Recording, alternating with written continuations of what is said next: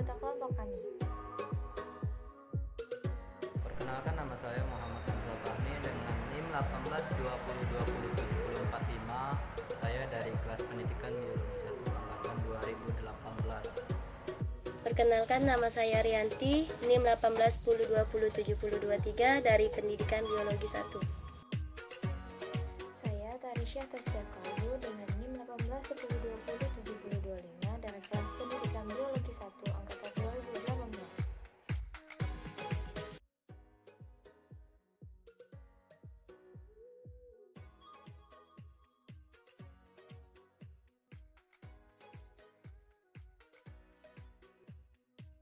Di sini saya akan menjelaskan tentang sejarah gen.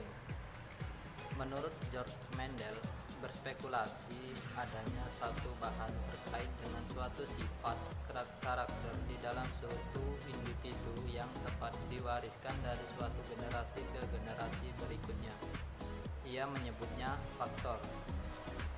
Oleh Hugo de Vries, konsep yang serupa ia namakan Pagan pada buku karangannya Intercellular Techniques yang terbit pada tahun 1989. Namun ia belum membaca tulisan Mendel dan mendefinisikan Pagan sebagai partikel terkecil yang mewakilkan satu ciri terwariskan.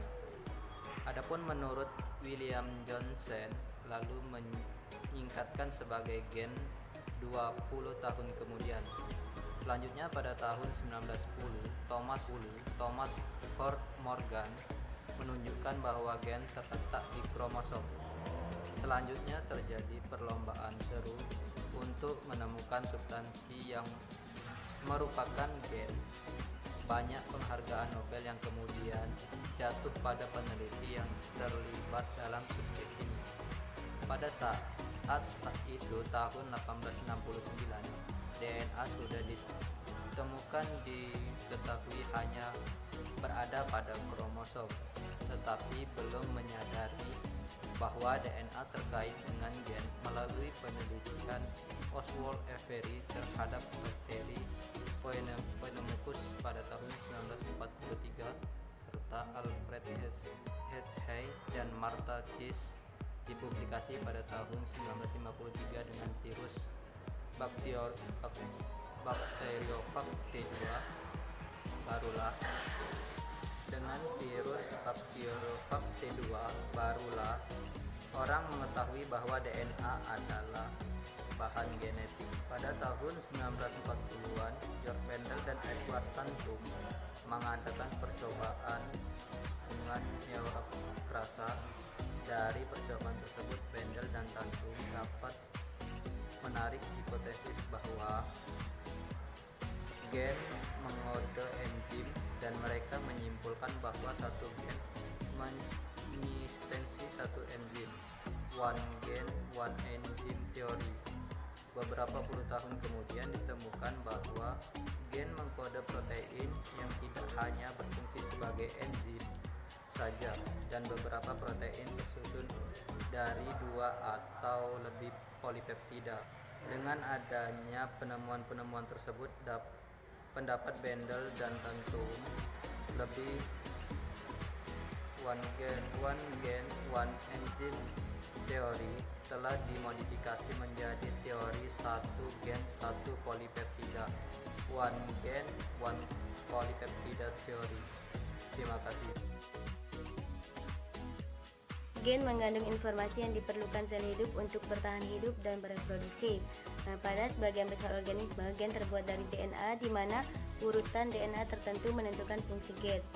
Gen ditranskripsi dari DNA ke RNA yang bisa berupa bukan penyandi dengan fungsi langsung atau membawa pesan perantara messenger RNA, mRNA yang kemudian ditranslasi menjadi protein. Masing-masing tahap ini dikendalikan oleh elemen sekuens spesifik atau daerah dalam gen. Proses sintesa protein sangat rumit dan mempergunakan molekul-molekul zeta organel sel seperti asam amino, ADN, ARN, ribosom, dan enzim-enzim. Yang pertama itu kita akan membahas tentang asam amino. Oleh karena itu, protein adalah polimer dari asam amino, maka proses sintesa protein membutuhkan asam-asam amino sebagai bahan mentah. Asam amino yang umum dijumpai berjumlah 20 dan berkumpul di dalam sitoplasma membentuk suatu kumpulan asam amino. Semua asam amino kecuali prolin menggunakan gugus amino dan karboksil yang bebas. Asam amino satu dengan yang lainnya berbeda pada gugus tambahannya. Selain sintesa, protein asam amino terangkai oleh peptida yang dihasilkan oleh hidrolisis dari gugus amino dan karboksil. Yang kedua tuh ADN. Molekul ADN mengandung keterangan gen, oleh karena itu sintesa protein dikontrol oleh molekul ADN. Yang ketiga asam ribonukleat non-genetik. Ada 3 jenis, yaitu yang pertama ARND, yang kedua ARNP, dan yang ketiga ARNR. Ketiga macam ARN itu ikut berperan aktif dalam proses sintesis protein. Yang pertama itu ARND setelah menerima informasi genetik dari ADN segera meninggalkan nukleus untuk menempel pada ribosom. Yang kedua itu ARNP mengikat asam amino dari kumpulan asam amino yang terdapat dalam sitoplasma dan membawanya ke ARND yang telah siap di ribosom. Yang terakhir itu ARNR, meskipun belum jelas fungsinya, namun ada cukup banyak tanda-tanda yang memberi petunjuk bahwa ARNR memiliki fungsi umum pada sintesa protein. Yang keempat itu ribosom dan enzim. Ribosom adalah struktur makromolekular di dalam sel yang memimpin berbagai interaksi yang ada hubungannya dengan sintesa protein. Oleh karena itu, ribosom mengandung faktor-faktor yang berfungsi sebagai enzim.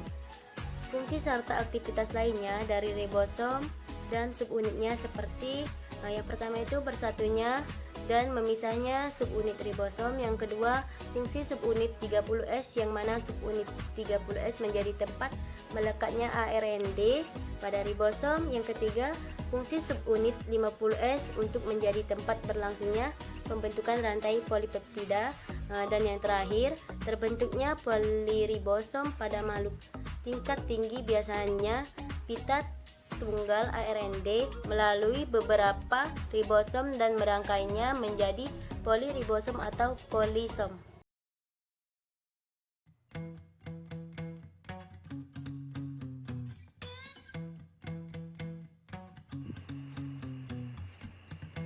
Sel merupakan unit dasar penyusun makhluk hidup. Di dalam sel terdapat nukleus yang mengandung genom. Pada manusia terdapat 23 kromosom. Tiap kromosom disusun oleh untaian panjang yang disebut gen. Gen terdiri dari DNA yang mengikat histon. Gen merupakan bagian dari tiap DNA yang mampu membuat protein ketika DNA tersebut ditukar. Ketika DNA melekat pada enzim, rantai double helix akan terbuka melebar dan terpisah menjadi rantai DNA di atas dan di bawah.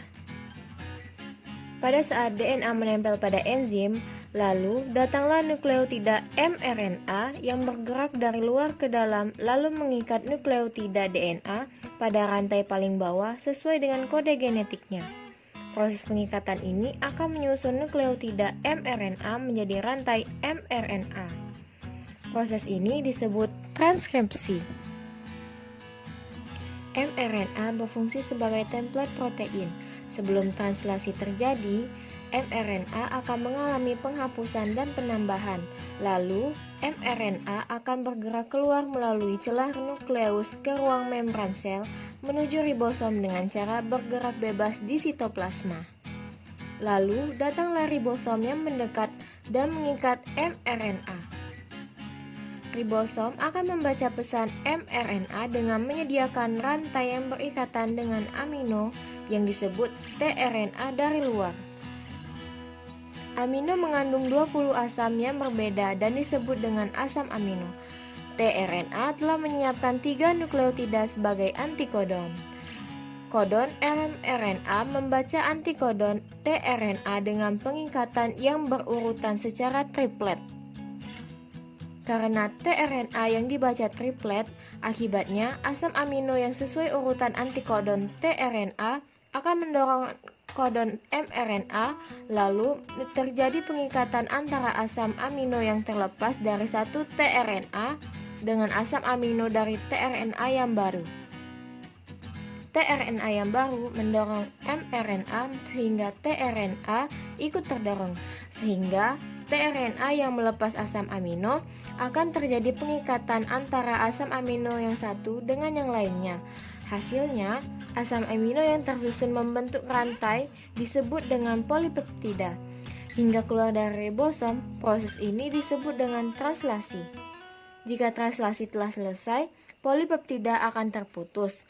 Lalu, polipeptida akan terus bergerak bebas hingga lama-lama melipat, lalu mengalami pengerasan dan akan membentuk suatu yang disebut protein. Sekian penjelasan dari kelompok kami. Terima kasih telah menyaksikan dan sampai jumpa. Wassalamualaikum warahmatullahi wabarakatuh.